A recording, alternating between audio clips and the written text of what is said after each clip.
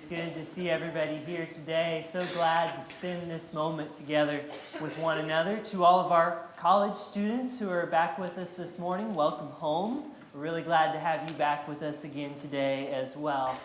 Last week we spent some time asking an important question that I hope that all of you will answer before this year ends, and that is, has God been with us in 2017? Has God been with you in your life this year? Is He with us still? So we spent some time last week looking back at the year that we've had together as a church family here at College Hill, and in a lot of ways this has been really quite a year. We've had so many joys and exciting things going on, so many things to look forward to. We've also had our fair share of heartaches, our fair share of uphill climbs, but I believe this, that God has been with us every step of this journey together this year. We also spent some time looking back at the story of Israel, their time that they spent in the wilderness, Exodus chapter 16, and we talked about manna, that bread from heaven that God gives to His people. We talked about how in the wilderness God provides for His people everything that they need, not just to live, but also to learn how to trust Him, to learn how to seek Him, which is what we are all called to do every day.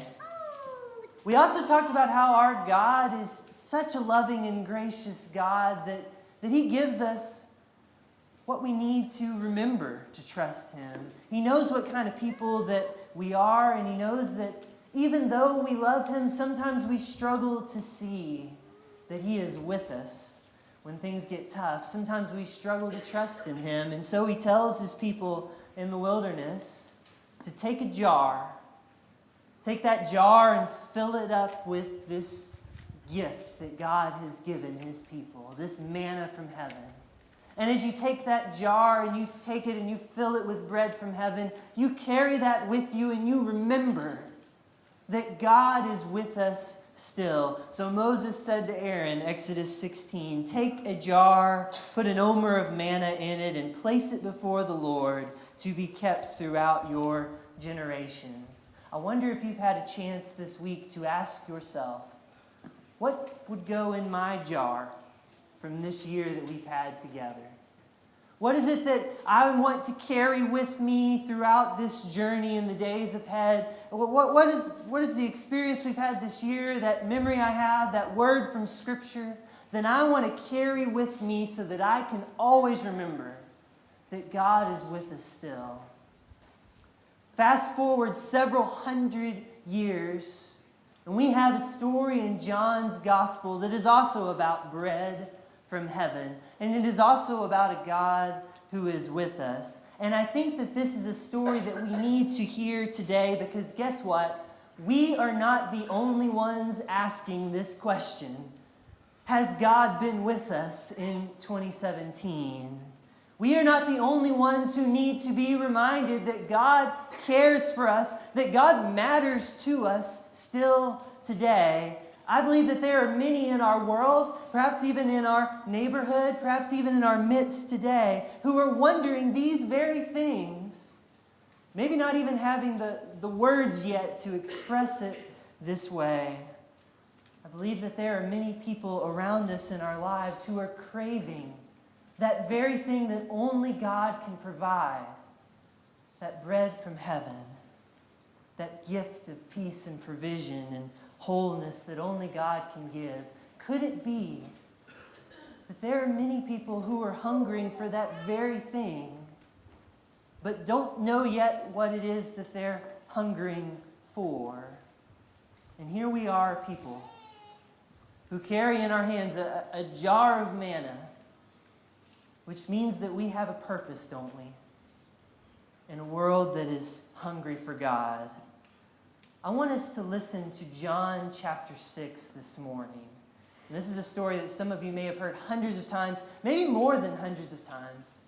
But I want us to listen to John chapter 6 this morning as a story about our purpose as those who are called to give bread to a world that is hungry. Verse 1, sometime after this, Jesus crossed to the far shore of the Sea of Galilee, that is the Sea of Tiberias. And a great crowd of people followed him because they saw the signs that he had performed by healing the sick. Then Jesus went up on a mountainside and sat down with his disciples. The Jewish Passover festival was near. You want to pay attention to that. And when Jesus looked up and he saw the great crowd coming toward him, he said to Philip, "Where shall we buy bread for these people to eat?" Now he asked this only to test them, we're told. For he already had in mind what he was going to do. Now think about this. This story that we have so far here is shaping up to be more than a little bit like our story from last week, right? We got this great crowd of people. They're way out in the sticks. They're away from all the marketplaces and things that they might need. And we're told that the Passover is near. This is the time when people remember the Exodus. And then there's this question about food. Where are we going to find something to eat? And we're told in the story that Jesus says this to test them. Jesus is testing his disciples. Do you remember how in Exodus 16 we're told that what God was doing was meant to test his people in the wilderness? Do you remember why he did that? It wasn't to be mean or cruel.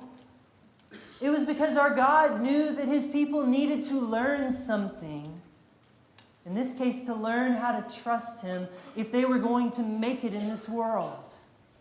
He knew that his people needed to learn this lesson if they were going to be who they're called to be and do what they're called to do. Jesus turns to Philip in this story, and the lesson is on.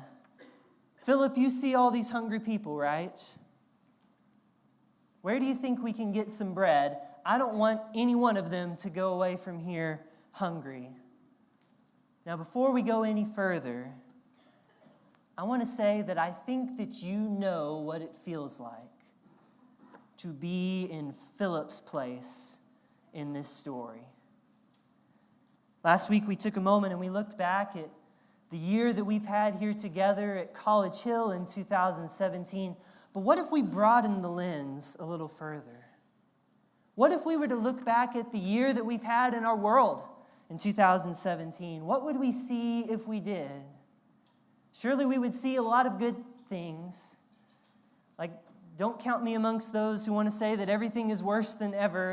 It's not the case. Good news doesn't always get the big headlines, but we know that we've seen a great deal of it throughout this year. But I think that also throughout this year, like many years, we have faced some times together where we might begin to feel like Philip does in this story. Every year, Google puts out their top 10 news stories from the year. These are the 10 stories that people have searched for the most on Google throughout the year. This year, 4 of them were hurricanes. Big ones. Maria, Jose, Harvey, and Irma. More than half of Puerto Rico still does not have power in their country.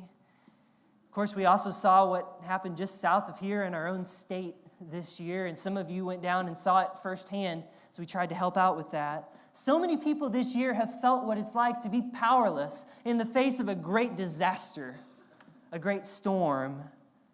And maybe we look on from where we stand sometimes, and we might feel a little bit like that too, like there's not much we can do. This is what Philip is feeling.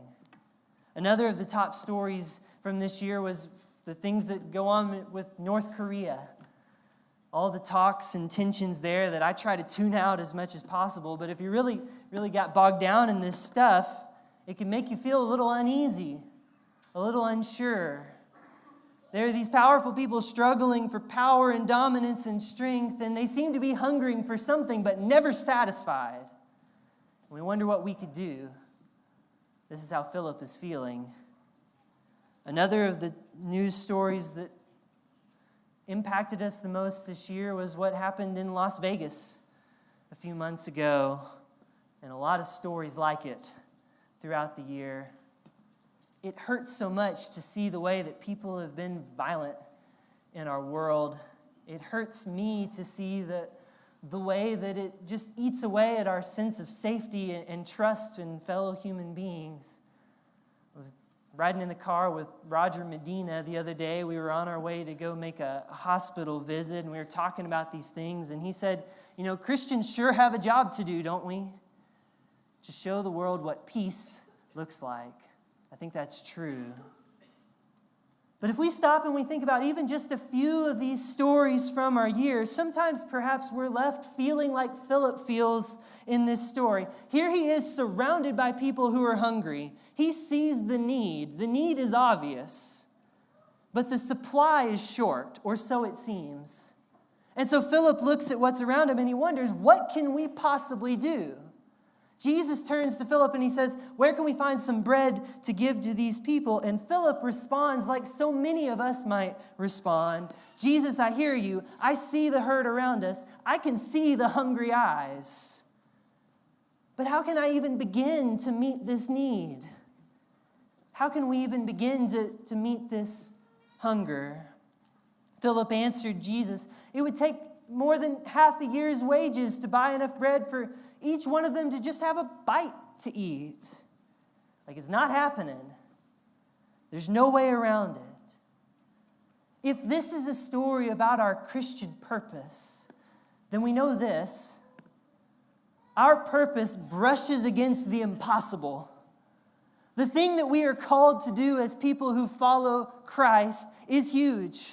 And sometimes it feels insurmountable, just like Philip feels in this story. In Mark's gospel, the other disciples respond similarly, so Philip's not alone. Are we to go and buy 200 denarii worth of bread and give it to them to eat? The answer is implied. Obviously not. That would be such a waste. We can't do it. We don't have what it takes. Jesus doesn't even touch their answer, though. Instead, he changes the question. He says, what do you have? How many loaves do you have? Just go and see. Returning to John, then Andrew, Simon Peter's brother, stood up. There's a young boy here with 5 barley loaves and 2 fish, but what good is that with all of this huge crowd? Tell everyone to sit down, Jesus said. So they all sat down on the grassy slopes. The men alone there numbered about 5,000. Then Jesus took the loaves, gave thanks to God, and distributed them to the people. Afterward, he did the same with the fish, and they all ate as much as they wanted, and everyone was full. Jesus told his disciples, now gather the leftovers so that nothing is wasted. So they picked up all the pieces and filled 12 baskets with scraps that were left over by the people who had eaten from the 5 barley loaves. I love this story. And I love what it has to say to us today, because I believe that this story teaches us something important about our purpose as Christians in a hungry world. In fact, Jesus is going to go on in this chapter, and Steve Pybus read a little bit of it for us. But Jesus is going to go on in this chapter and explain in detail what this object lesson is that he's trying to teach his people. It basically boils down to 2 things. Number 1, Jesus wants the world to know that he is the bread from heaven.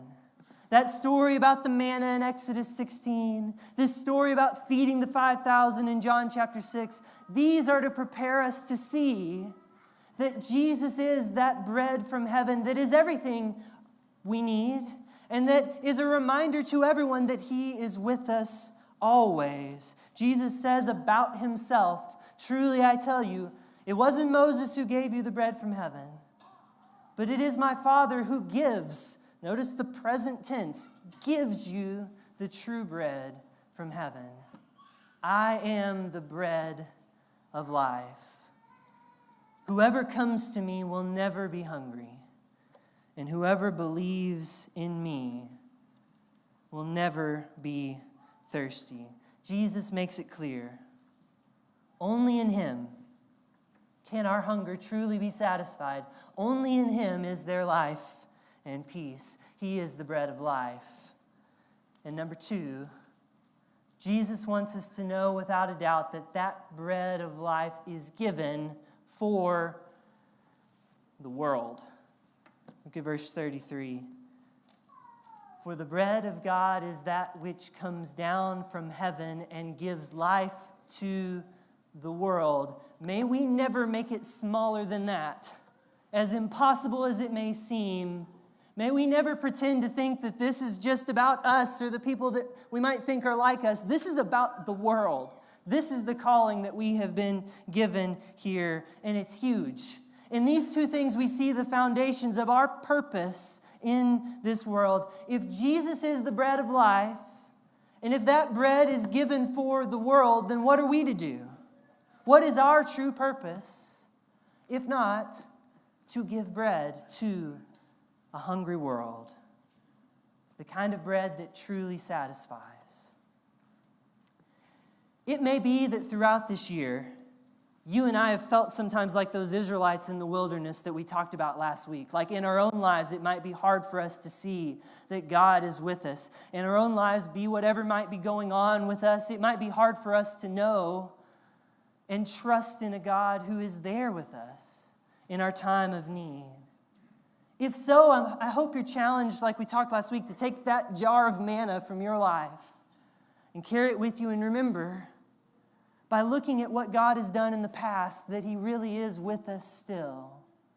But maybe that's not the challenge for you at all as you look back at this year. Maybe the challenge for some of us is something different. Yes, we know that God has been with us. But maybe too often we feel like Philip does in this story. When confronted with a hungry and hurting world, we see the need, but we wonder what to do. Well, this lesson of bread from heaven speaks to Philip as well. In a way, it says, where is your jar?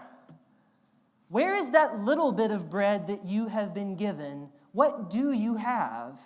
You're looking at this world of need and you're so caught up in what you can't fix, what you can't change, what you can't do, what seems impossible, but you don't see it never was about what you can do. It was always about what the God who is with us can do. So may we not be overwhelmed by what we don't have. Instead, let us answer Jesus' question. What do you have? What do we have? What do you have? Here's the test that Jesus is giving. Let's see if what you have plus God equals enough. And at the end of this story, there's not one jar, but 12 baskets brimming over with bread and 12 surprised disciples holding those baskets of bread. And you wonder, did they see their purpose now? Did they see their role in all of this? Did they recognize it now? That in their hands is more than enough. Jesus is the bread from heaven. He's the bread of life. And that bread is for the world. And we have a purpose to take what bread we have, this bread of life, and to share it with a hungry world.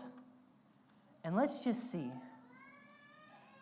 Let's just see if what we have plus God equals enough. Let's offer an invitation this morning, and maybe in your life it's time for you to take the bread of life in your hands. Maybe time for you in your life to respond to Jesus and become a follower of Him. Be baptized in His name, to be forgiven of your sins. Maybe the challenge for us is in the face of the great need and the great task that we've been given as people who believe in a risen Savior. Maybe the challenge for us is to turn and just simply ask, what do we have to give? And start there. Start with that. And see if in the hands of our mighty God, that might be enough. Whatever the case may be, if we can pray for you where you are in your life this morning. If you have any needs of the church this morning, would you come while we stand and while we sing? God.